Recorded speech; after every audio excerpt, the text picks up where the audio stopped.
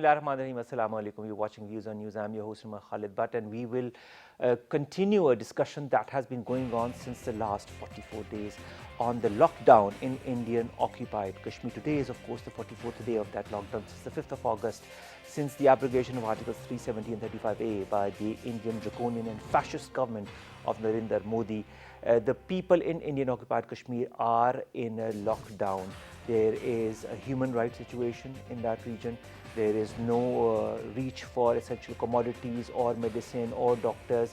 On top of that, there are brutalities and terror incidents that we've been hearing. There are a lot of reports that the international media is talking about, whether it be the Washington Post or the New York Times or Al Jazeera or TRT.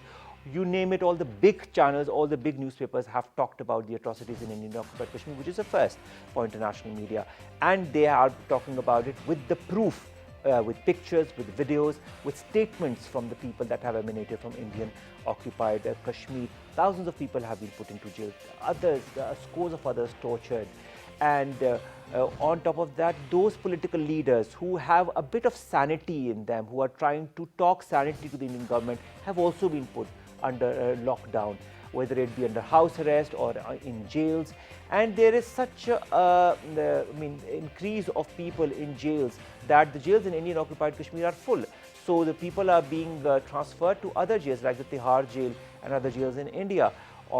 With that, there is a recent development which we could call a positive, that on Monday, the Indian Supreme Court told the Modi government to restore normalcy in occupied Jammu and Kashmir. And I quote Chief Justice Rajan Gogoi, who said that we are not passing any orders, we are saying restore keeping in mind national security, and we have said all facilities should be restored keeping in mind the national security. We are not carving out exceptions for any category.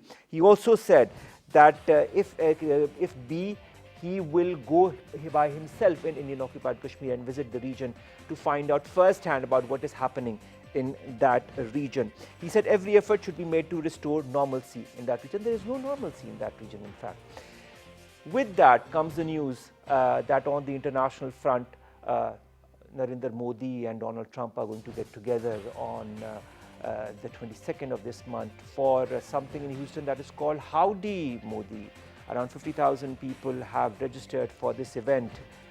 Are Narendra Modi and Donald Trump two faces of the same coin, or aren't they? Because if you remember well, Donald Trump had talked about mediation between India and Pakistan on the Kashmir issue on more than one occasion. He also talked to both leaders some time again on more than one occasion as well, to ask them to go towards talk. But of course, as we know very well, India does not want to talk to Pakistan. It does not want any kind of bilateral mechanism to work when it goes to international circles like Biarritz or other areas. It says, oh, we only want bilateral talks because Kashmir is a bilateral issue. They have made Kashmir into a unilateral issue. Well, to talk about that, the latest developments, Indian atrocities, Pakistan's stand on the issue, and of course, Imran Khan Sahab, who's going to go to the United Nations later this month also to talk mainly about the Kashmir issue in the United Nations session that he will be addressing. We have three very important guests, very interesting guests with you lined up. Let me introduce them to you one by one. On my very right is Dr. Waleed Rasool. You're a Kashmir affairs expert. Dr. Waleed Rasool, thank you very much to have joined us. It's not your first time, and it's not the first time that we will be talking about Kashmir. Thank you, sir. Our second guest is AVM retired Ikramullah Bhatti Saab. You're a defense analyst, AVM Saab. Thank you very much for your constant reminders to us in different shows about what Pakistan needs to do and what the international arena is all about under the situation. And our third guest is Ali Sarwar Naqvi Saab. You're a former ambassador and you have vast knowledge of international affairs and regional affairs, and we've talked to you on various occasions about India-Pakistan tensions and the regional situation. So thank you very much again to have joined us today. Let's begin with you, Dr. Waleed Rasool Saab. 44 days, Dr. Saab. 44 days, and this is not a joke. Never has it happened that an area is under such lockdown with 1 million troops in an area and access to medicine, access to general commodities and communication blackout continues in an area. The last time we heard was only 7 days, and that happened during the Second World War. Since then, we have never heard of such a long continuous blackout, and despite that, the world talks about it, but as far as translating words into action is concerned, not much is happening. Why is that so? Actually, the present regime of India is exercising each and every method to subjugate it, from de facto to de jure. And their mechanism have been always since 1953, when they started to erode Article 370, and when the jurisdiction of Supreme Court of India was extended to Kashmir. Then they made it compulsory for Kashmiris that whatsoever decision will be made, it would be subject, final subject would be the Supreme Court of the India. It was first unfortunate accident to our national constitution of the Kashmir. Now, when there was a constant shift from de facto mechanism to de jure one, so legal coup, we will see this is a legal coup, pseudo legal coup by India. So I will see if there are, I have no much trust in the jurisdiction of the Supreme Court and their justice, because we have seen, particularly we Kashmiris people, when there was a verdict about Afzal Guru, they told that we are satisfying the conscience of the Indian constituency. So I have seen there what Supreme Court did, but still, definitely, being a Kashmiri, I want there should be a relief from Supreme Court of the India, being on the highest seat of the judgment in India. Now, we will see that if there should have been any judgment, definitely when there is a lockdown and no communication is coming out from Indian occupied Kashmir since 45 days. The first matter was definitely concerned with the humanitarian and the human rights. And it is an effect, not the cause. Definitely the Supreme Court of the India itself knows what is the cause, what it happened, but they didn't provide any relief so far. I have, in the morning, I was watching the news that Farooq Abdullah was detained. Under the Public Safety Act. No. First, there was a statement from Amit Shah that we have not detained Farooq. I mean, if he wants to go out, he can go out, but we cannot push him out of his where he's living. This is irony. And whom they are deceiving. And these all newses are now coming out. Exactly. And definitely, it is not when you are reading the paper early in the morning, one fine morning, definitely the Supreme Court of the India is seeing what is happening there. And then they imposed the Safety Act, the Celebrity Safety Act against Farooq Abdullah. Unfortunately, when there are 12 writ petitions by diverse groups, it is not only the Muslims of the Kashmir who are subjugated from India and also from the Jammu, from the Dogra people. Right from the beginning, they seek there should be a relief on the basis of the human rights and humanitarian grounds. But Supreme Court didn't give any relief so far. And I am not very much hopeful that anything will come out of this judgment of the Supreme Court. Because we have always seen how Supreme Court of India behaves and what is their history. AVM Saab, Supreme Court might or might not act on what it has said, but Dr. Waleed Rasool isn't very optimistic about the judgment of the Supreme Court, because after all, the Article 370 and Article 35A, when they were removed by the government, that was not a constitutional decision now, was it? And the Supreme Court, despite that, does not talk about much about those articles in reference. It does talk about the human rights situation and that people need to get access to it, and effort should be made to restore normalcy in occupied Kashmir, but it does not talk really about the Articles 370 and 35A. Is the judiciary in India as efficient as it seems it is made out to be in the whole world? Because of course, India, as it is claimed by themselves, is the largest democracy in the world. Well, Indian Supreme Court has been known to be very fair and proactive and preserving the interest of the people. And if our audience do recall, it was last year, probably in April, that Indian Supreme Court had given out a verdict that Article 370 has assumed permanency. But now, when there are several petitions on this subject with the Supreme Court, and their initial view or response has come out, I agree with Dr. Saab, it is not very encouraging. While they may say that normalcy must be restored, but when they use the word like selective and in line with the national interest, then we must know that national interest is a very cold-blooded parameter or sentiment. It has no position, or it supersedes morality, it supersedes human values. And if that be the case, then I think Supreme Court right now is indicating that there may not be any relief for the Kashmiris. Whereas we know that justice is something which is even supreme to national interest. And that is what it's all about. If justice becomes subservient to national interest, then it's no longer justice. So that is why I think if this is how Supreme Court of India is expected to respond. What kind of example is it going to give to the other democracies in the whole world? Because India claims itself to be the largest democracy in the world with a system of judiciary that is beyond exemplary. So what kind of an example now is it setting?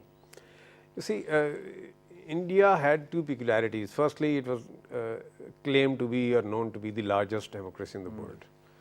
And then, of course, a secular country.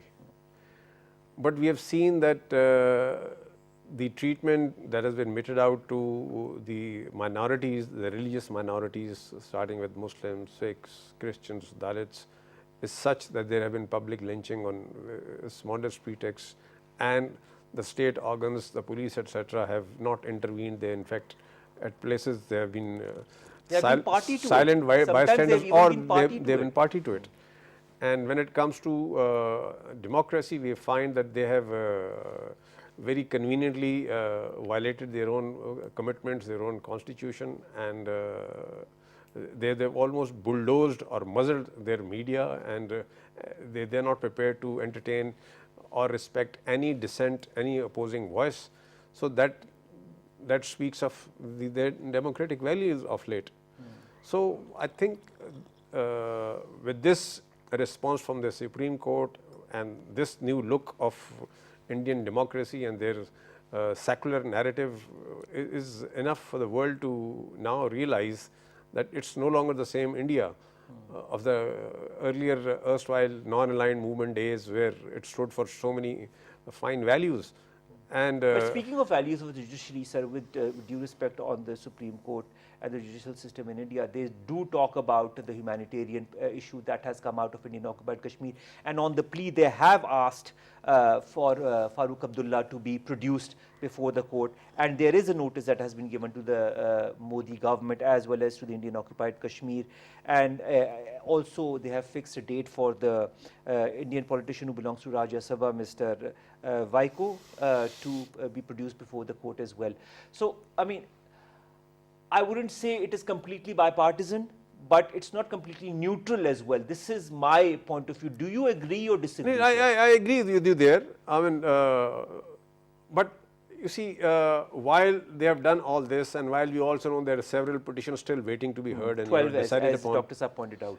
and we're yet to see how Supreme Court responds, and I'm sure there's going to be a lot of observations on their recent views or response that the Supreme Court of India has come out with, while they have pointed out that the leaders be released, the communication or internet, etc., be allowed, and normalcy must return. But when they use these words, which I very, very strongly look at, is that it has to be selective and in line with the national interests, that actually takes care of the entire Exactly. justice. That dilutes, in fact, the whole Not aspect just of dilutes, them. totally pollutes the justice that they are expected to, serve. On one hand, there is a dilution or pollution of the perspective even by the judiciary in India. On the other hand, there are more than 50 politicians and leaders in Indian-occupied Kashmir, Ali Savar Naqvi Saab, including former Chief Minister Umar Abdullah Mehbooba Mufti, who've either been detained or put under house arrest following the abrogation of this Article 370. On top of that, Shah Mahmood Qureshi Saab also recently talked about this whole situation, saying something very pertinent. He said India is divided on Kashmir, as voices have been raised within India for the rights of the downtrodden Kashmiri people. India is divided on Kashmir. Doesn't show on media as much as it shows. Is also media become under the government, has come under the government control as well, so that not much information comes out as well as far as how India has become divided on this issue in Kashmir is concerned? What's your take? Yes, this is something that is a function of technology. The Indian government has been able to prevail upon or pressurize the media to not to cover any dissenting voice or to cover any activity that may not support we do the Indian action. See if sometimes or hear about on Twitter or other social media platforms, the NDTV kind of sometimes talks sense. Right. But apart from that, the other channels are completely on another format. But because of technology, which is a double-edged sword, you can control a lot of things, but you cannot control many other things. Therefore, social media will be continuing to bring out these dissenting voices and to bring out incidents and cases of any kind of opposition to the government. Now, this afternoon I was listening to one clip on social media, on WhatsApp, from Shashi Tharoor. And Shashi Tharoor has been a member of the Rajya Sabha, and he has been a union minister of a state and has long experience of politics. And he this was, I think, his third or fourth long speech on the way that Indian constitution is being completely distorted, and that the Indian concept of a statehood is changing and is becoming more of a Hindu Rashtra. So there are dissent. There is Arundhati Roy, and there is Amartya Sen, who is a Nobel Prize winner. And there are many other prominent Indians who have spoken against what the government is doing. But the government seems to be quite hell-bent, as they say, quite determined to carry on with this approach. Now, you see here, I will talk about the Supreme Court decision. The Indian Supreme Court is under pressure of the government. Therefore, even saying that normalcy should be returned is something really is great something coming out. big, and that is why Shah Mahmood Qureshi has talked about it. So, I mean, though they have stopped short of laying down a deadline for bringing normalcy, which will prevent the government, and B, adding that that peg of a clause, which is that it should be in accordance with national interest, which is to be determined, of course, by the executive, not by the Supreme Court. So it is completely sort of rendered completely ineffective. But at the same time, when you get, I mean, what I'm trying to also understand is when you put the leaders who have a certain voice under house arrest, as I talked about, more than 50 politicians, including chief ministers of Kashmir, are under house arrest. For how long can you keep on continuing with this continued harassment or aggression? Not only, let's put the people, the normal public aside, against the politicians who have worked for the country, for their country, not for ours, but for their country, for their region. I mean, if you continue that, won't that kind of, as Shah Mahmood Qureshi pointed out, divide India even further? Yeah. this is already dividing India, and it will divide India even further. You see, Khalid, there is a distorted analysis of the whole situation in the Indian government, and that is that these people are being provoked from outside, that there are instigators that are coming in, there are infiltrators that are coming in, and they are causing the unrest in Kashmir. And if there is a total clampdown, if there is a complete blockage of communications, of telephones and all that, then the uprising will die down. And the people will realize that they can't carry on living like this. So they will perforce be coming back to normal life, going back to their jobs. But you know, if you put people under pressure and you kind of release that pressure, would it kind of explode in their face? So this is, this is the mentality of a repressive regime. And this is the case in Israel. I was ambassador in Jordan, and I have seen firsthand this situation in the Palestine is another chapter with the annexation of I'm just the giving latest you an thing that is example. coming. Yeah. So what does the Israeli regime work on? The presumption is that with excessive force, they will completely quell the uprising, quell the opposition and the dissent. This is a very distorted and a illusionary mindset. All right. Illusionary mindset, Dr. Waleed Rasool.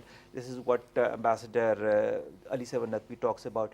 Israel equals India. I mean, that is something that a lot of people are saying, that India draws a lot of inspiration, let's put it that, quote unquote, from Israel in the way it has occupied Palestine. And a lot of people are also saying that India is one way or the other also trying to make Indian occupied Kashmir and Palestine by kind of, when you remove these articles 370 and 35A, that means the Hindus can come and buy lands. And we've heard of a lot of companies wanting to invest millions and millions of dollars in it, and a lot of big names have talked about that. What if they come in, they settle in, they put in their people there, and I've talked about it on various occasions. 3 years down the lane, 2 years down the lane, India says, all right, let's do a plebiscite as the Indians have wanted. But at that time, the Muslims would no longer be in a majority as they were in the past. Is that one of the aims of India for Indian occupied Kashmir? I wrote a paper in 2012 which was published by Punjab University. I draw a comparison between the legislation and the modus operandi of the India, Goa, Dev, Daman, Pondicherry, Tripura and Haveli. What is the difference? And when you say there is a systematic change, they are doing something which is all by design and well crafted. It is not first time. And if you peep little past, you will see that the entire book is written by an Indian author, the great author A.J. Noorani, The Constitutional History of the Kashmir, how they made systematically erosions since from 1953 till date. It was a systematic erosion, number one. Number two, when you are saying that there are so many hundreds of crusts and troughs, India once declared that now we have won when they brought Sheikh Abdullah back in 1974 and have a Delhi Accord with Indira Gandhi. We have a Trump.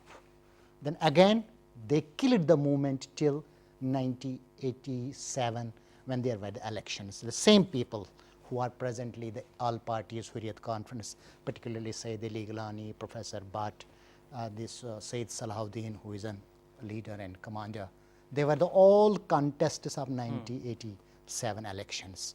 Again movement came back.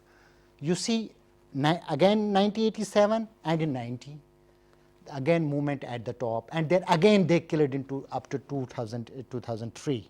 The movement was back to the number one. Again in 2010, millions of people came on the roads and there was a huge procession. 2012 and 2016 when Burhan Wani was martyred. It was the media report, CNN and the Al Jazeera report, that there were 1 million people on the roads who are protesting against India. So as a Kashmiri, as a son of the soil, we have seen when we were detained in, it was called the Red 16, the interrogation center in Srinagar. The only demand of our investigator was, who are supporting you? And in 1984 to 90, nobody was supporting us, and there was no Pakistani connection. Nor on the political front also, nor on the diplomatic or even the moral front, but movement continued.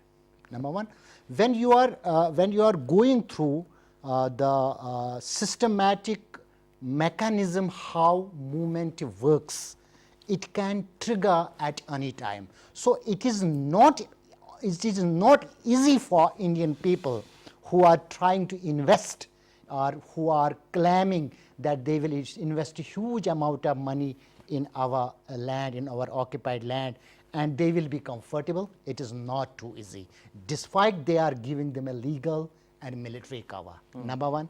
Number two, there is a relation between Palestine and Kashmir. That is, both the nations want the land, not the people. They want that people either should migrate or should be killed, or should be brought up to the minimum level economically as Indian Muslims are. And you might be knowing that there was a commission, it was framed by Supreme Court of India. It was called the Sachar Commission, and whose task was that you have to have a study what is the conditions of the Muslims of the India.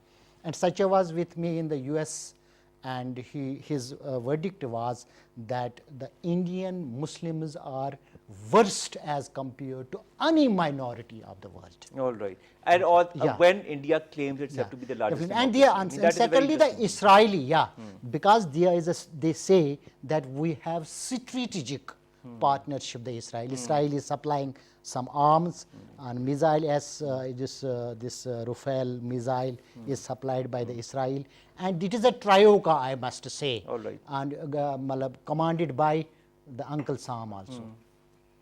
All right. Now, Ali Sir Naqvi Saab, I'll go to you before I come to Ikramullah Bhatti Saab. Let's talk a little bit about the Chief Justice of India, Gogoi. He says that if requirement arise, he will go to Kashmir. But on the same hand, he allows Ghulam Nabi Azad, who's a Congress leader, to visit Indian occupied Kashmir under certain conditions, that he will not hold a rally there. And he has given him the permission to go to 4 districts of Baramulla, Srinagar, Anantnag and Jammu, because of course he contacted the Supreme Court for permission, because he was not being given that permission, as so many other leaders who have not been allowed. You remember Rahul Gandhi, he was shipped back from the airport when he wanted to go and visit Indian occupied Kashmir. Do you feel that presence of Indian leaders, other leaders who might have a certain more of a neutral perspective, or maybe not an aggressive or Hindutva perspective as much as the BJP government has, will that change somehow the narrative of the government, or will that soften their stance somehow, somewhere, or will the Supreme Court, do you feel, might interject at a later scenario as well in order to help the neutral elements in India achieve their case as far as neutrality or normalcy in Indian occupied Kashmir is concerned? Well, you see, let's see it in the background of events. The Indian government, Narendra Modi's government, prepared for this whole situation well in advance. They advised all the tourists to leave Kashmir, to leave Kashmir. They advised all Hindu yatris from against going to Amarnath for their yearly pilgrimage, and they cleared the whole place up, and then they took this action of abrogating 370 and 35A. So they were knowing the constitution, well aware of what will happen, and then they put a total clamp down on communication and all stopping all telephone communication, internet Exactly. It's still communication, cut. and which is still cut. So I think the Indian government has a diabolical design, as it is said, because they are hell bent, as I said, the term I used before. Hell bent is that you are going to Adamant, yeah. pursue the matter, Come what may. Come what may. So they are in that mood, and in that context, the neutral people, they have no scope. I mean, the visit of Azad, Ghulam Nabi Azad, is going to be totally controlled by the Indian authorities. Similarly, there are many others who are not being allowed. Then there was There are others who are under house arrest. who are under house, and then there is the case of Omar Abdullah and Mufti, Mahbooba Mufti, everybody.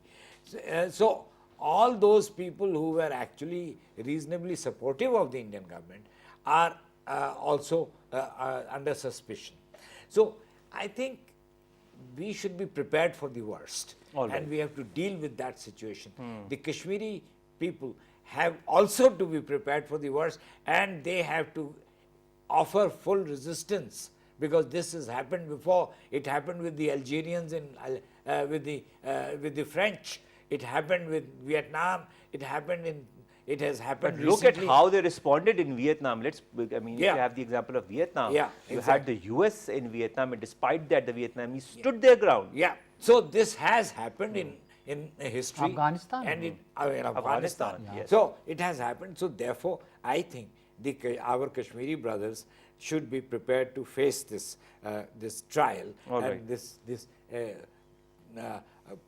terrible sort of repression. All right. A.V. Vikramullah Bhatti sahab, in this all time of repression and aggression and suppression of rights in Indian occupied Kashmir, there is Pakistan and the Pakistani point of view.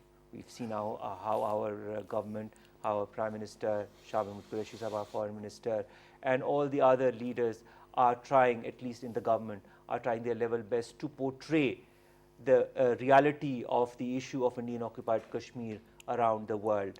It has had an effect, maybe not as much as we would have wanted to, but the effect is slowly and steadily getting there. I mean, we've had the newspapers, we've had the television channels, major channels and newspapers talking about the issue, and then on top of that, we've had the European Parliament that has talked about that. We've had the United Nations Human Rights Council that has talked about that. The United Nations General for Security Council had a closed session after around 54 years on this issue of Kashmir. Well, things are happening, maybe not as much, but they are definitely happening. And now our Prime Minister is going to go at the end of the month to the United Nations to address the United Nations General Assembly. And do you feel, sir, that Kashmir is going to be the major topic that he'll talk about, or will it be the only topic that he will talk about during his address? What's your take on that?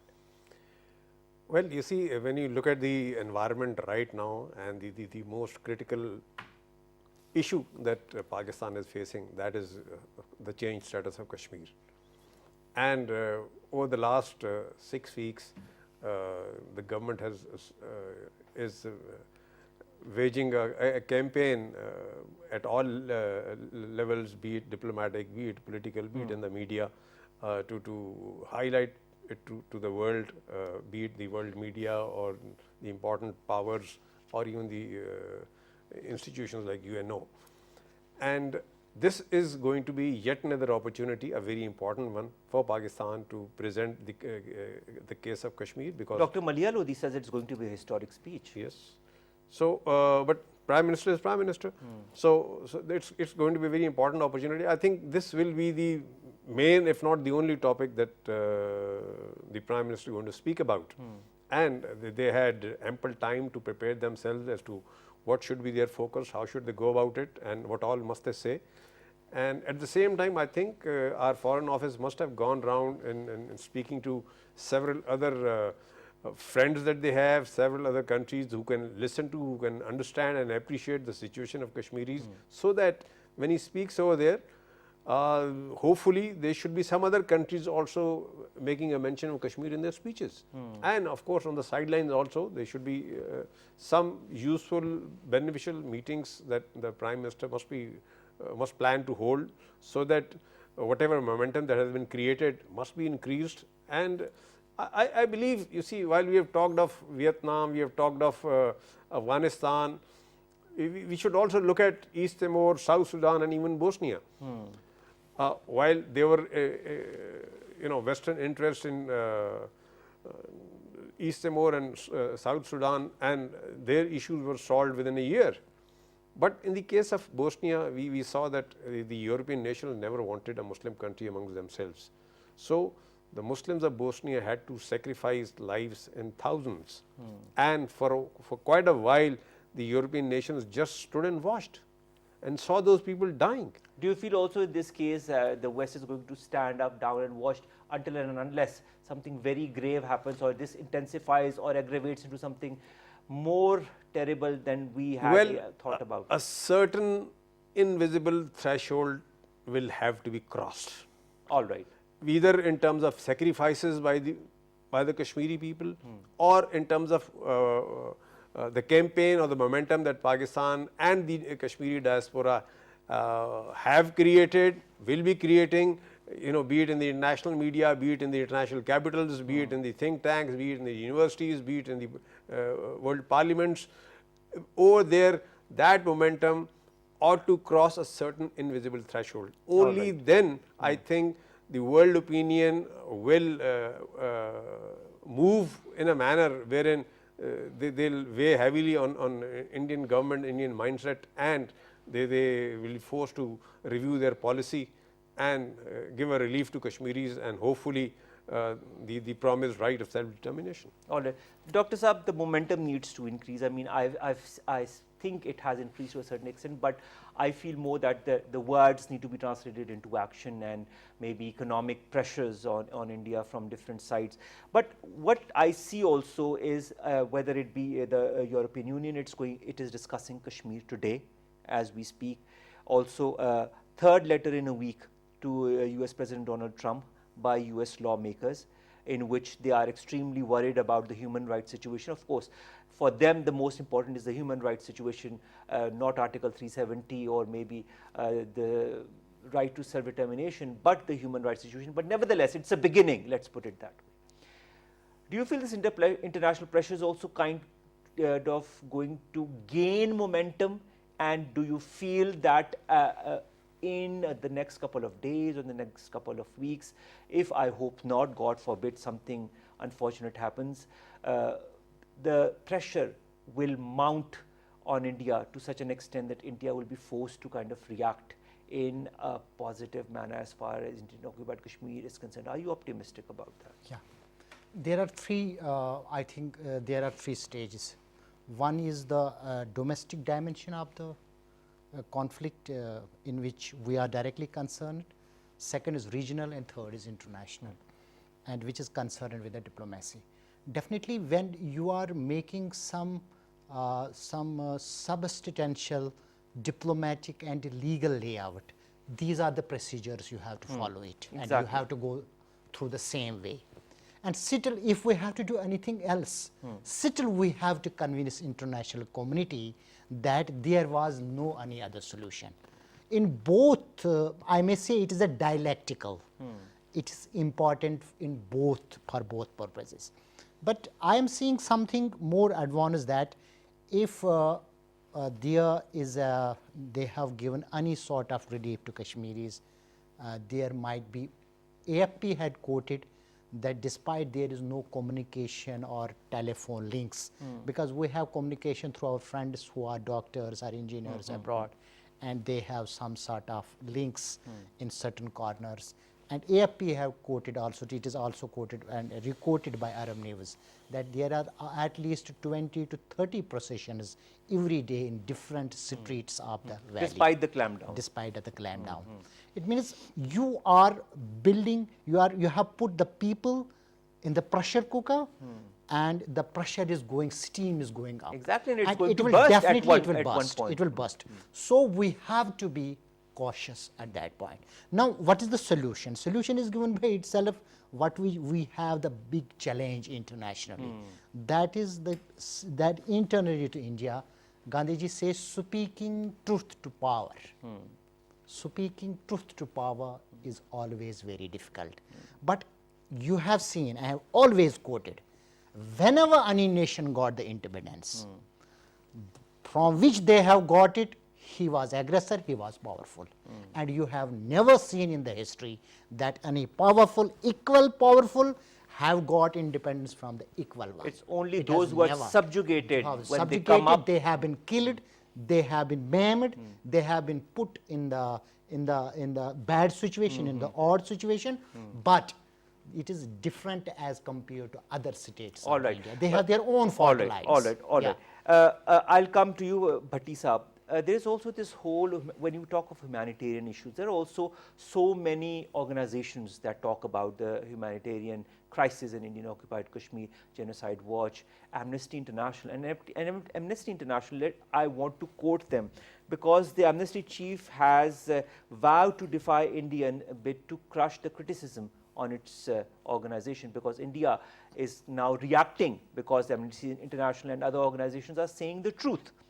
And that does not, that irks India or the Indian government to a large extent because they don't want the truth to come out. That is why there's a clampdown, that's why there's a blackout in Indian occupied Kashmir.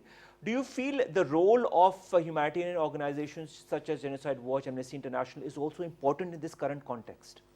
It certainly is very important because, of course, they are credible organizations, they are independent, and they make a fair commentary and observation on whatever events they think they need to be observing and reporting on. And because of that, I think when they make such a comment, the world media, regardless of their loyalties, would take it up and include it in their news items, be it print or electronic media. So I think it's very important and very useful for the Kashmiri cause when these international institutions and organizations like this the ones, Amnesty or Genocide Watch, if these have certain observations, and although they have not been able to observe in detail or go and stay there, interview a host of people, but whatever observation that they've made, whatever comments that they've made, of course, they have all gone against the Indian government's narrative, and that is why they have faced a lot of criticism, and Indian government has been embarrassed to an extent, and because these reports have been taken up by international media, and of course they're agreed to by the people at large, and they're believed, and people respond, and there are several comments on these. So these are, I think, making a very valuable contribution towards the cause of the Kashmiris, and if they are allowed a little more access into Kashmir, I think their observations, their reporting is going to be very useful and very beneficial for the Kashmiris. All right.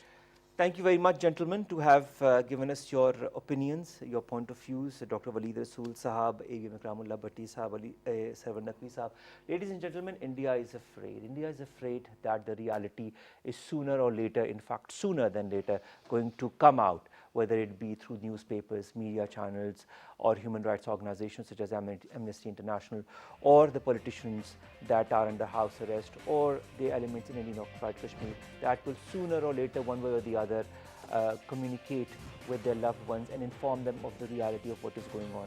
Once that reality comes out, in effect, of what is really happening, because we are at the moment only speculating, some reports coming out, that it might be disastrous for India. And of course, the United Nations General Assembly is meeting at the end of the month. Let's see how that all pans about and how the world body reacts on the aggression, on the clampdown in occupied Kashmir. Allah Hafiz for now. We'll be back tomorrow, inshallah, same time. Take care.